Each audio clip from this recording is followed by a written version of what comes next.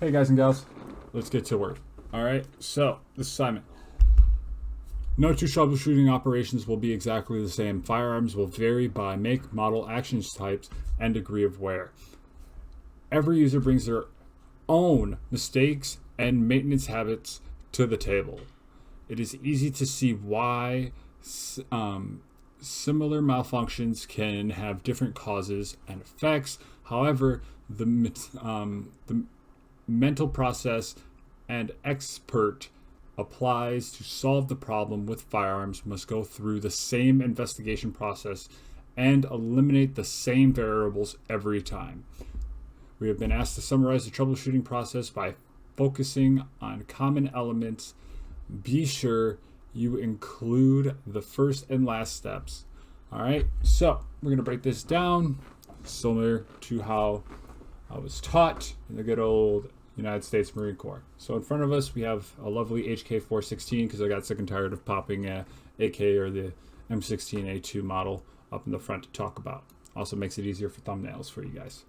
All right, so since this is a bounce off of the Eugene Stoner AR platform, it still has a similar cycle of operations: firing, unlocking, extracting, ejecting, cocking, feeding, chambering, and unlocking.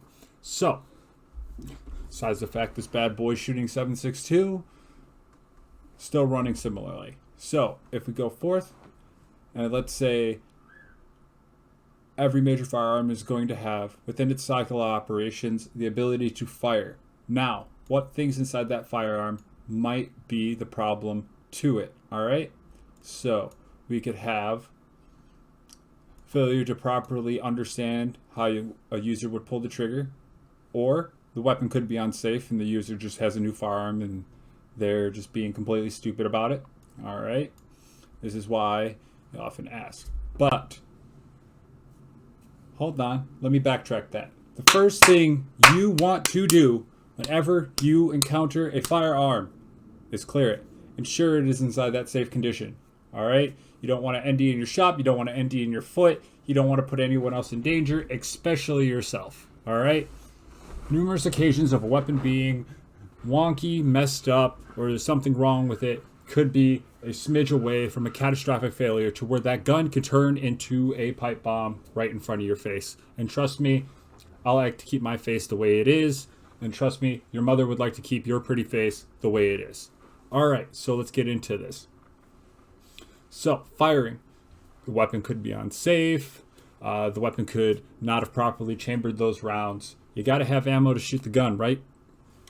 Otherwise, we're going to have difficulty unlocking. That's where we're going to have a portion where the bolt doesn't want to come to the rear or cycle properly. That could be the cause of big picture things. A messed up crown or chamber to where one of the locking lugs could be messed up, or there could be fall in the chamber. Otherwise, for the factor of, yet again, the weapon could not be loaded. All right, and the hammer fell, but it's not pulling back to the rear. The weapon could not properly be put together. They could not have their, in this case of this weapon, the bolt cam pin could not be in place to help with the rotation or the unlocking process of that. The ammunition could not have enough oomph with it to properly run through and drive the piston rod to the rear to propel the bolt to the rear. That could be a thing. All right. Extraction. All right. We could have, yet again, your extractor spring, your extractor could be messed up. The actual rim of that cartridge, it could be wonky and didn't properly grab itself. There could be difficulties there. All right. Ejecting, you could have a messed up ejector. You could have a magazine spring that's just a little too hyper and tries to hop that round up and it impedes the flight path of that expent cartridge. All right. Cocking, maybe you had a messed up spring. Maybe you decided to keep the trigger compressed because you think your semi-automatic rifle is full auto or something, or you're just not in tune, or you didn't release properly, or maybe your daggum disconnector could not You could have a worn disconnector, and that could impede the path, which allowed the hammer of the weapon to have follow through, where it just slowly follows the. All right, so ignore the fact that there's a massive explosion right here, and it just happens to follow through, and it just didn't have enough oomph to pop that primer or something wonky on that end. That could be impeding that. All right, so that didn't allow the weapon to cock. Skilled with that, simple. Tap, rack, bang.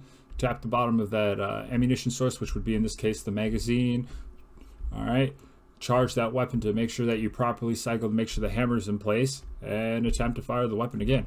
All right, that could be a main cause of that. Feeding. All right. Yet again, go to a magazine that seems to be a bit wonky, or your ammunition could be weird. Like, you could have a weapon that only prefers ball or full metal jacket cartridges and doesn't like those fancy hollow points, rips, unique style of projectiles that could get caught somewhere in the actual ramp or somewhere in the chamber, which could lead to a double feed or just a failure to chambering the rounds. All right. And locking. Yet again, the same things to go with unlocking. The weapon could just have a part of its apparatus or assembly or its system which would just impede with that. Maybe the previous round decided to not bring all of itself out. You could have a ruptured cartridge in there, which is not allowing those locking lugs to actually lug and lock. All right. But the big picture of this is ensure the fact that you're properly capable in understanding the basics of how firearms function, regardless of the order of the cycle of operations, regardless of what comes in. May it be a brand new pristine Damdock M77 collapsible carbine, or it could just be Grandpa's old M1 that great grandpappy brought from Korea or something. Regardless of what it is, if you have a strong understanding of that and a basic mechanical know-how and just general safety with a firearm, you should be able to troubleshoot and remedy. If there is something there that in any circumstances that you feel slightly questionable with, that is when you're looking for training manuals, manufacturing manuals. If that information you need is not inside that manual, I've done it before. I'll call up the manufacturers of those firearms and be like, hey, what is the tolerances of this? What is the torque specs on this? Hey, why is this going this way? There's a notorious story to where there were some U.S. military officials trying to figure out why their Barrett wasn't properly shooting or chambering in the middle of a firefight. They called Barrett right up on the phone in the middle of the firefight, and they were just like, oh, yeah, your daggum front locking lug, it's your locking pin's just a slight bit dented. Take a look at it. Boom, pow, awesome. They were able to come back home to see their families. Don't be discouraged to hunt for the information, because the moment you don't hunt for that information is when things go wrong. No one should have any gumption or anything on you to look for those resources. May it be for the factor of just out of the slip of your mind, you forgot to, on an AR, to push that bolt forward in that locked position while you're assembling, and you're just sitting there cramming the bolt carrier group in, and it's just not working. And you're just like, all right, I got to open up a manual or something, and someone's judging you on that manual. Ignore that person. You are making sure you are doing your stuff correct. You're making sure that you're making a safe environment for you and everybody around you. You are making sure that you are returning a good, trusted, safe product back to the community. All right. Anyway, let's take a gander. Make sure your boy didn't miss anything. Last step. Make sure you are double checking and ensuring that your repairs and your troubleshooting methods are working. After you fix it, if it's a cycling issue, you are attempting to cycle that weapon with those dummy rounds. After you cycle it with those dummy rounds and you're trusted, you are making sure that the weapon is safe, and you are doing those test fires to make sure that the weapon is safe for those people. All right? Because they entrusted you with something that is important to them. Make sure that you're trusting yourself that you are returning this in a safe condition. Gunsmithing community, may you be an armorer, may you just be someone tinkering around with your ARs in your basement. Make sure it is safe and trustworthy, because in that case, it is not going to be that 32-point buck sitting there in the field.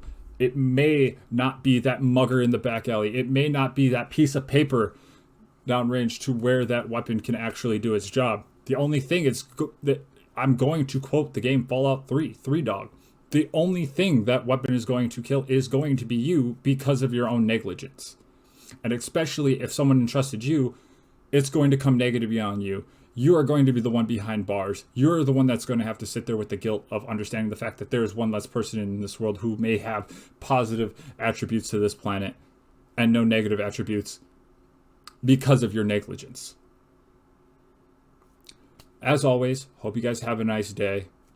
And remember, treat every weapon as if it were loaded. Never point your weapon at anything not intended to shoot. Keep your finger straight and off the trigger until you're ready to fire. Keep your weapon on safe until you intend to fire.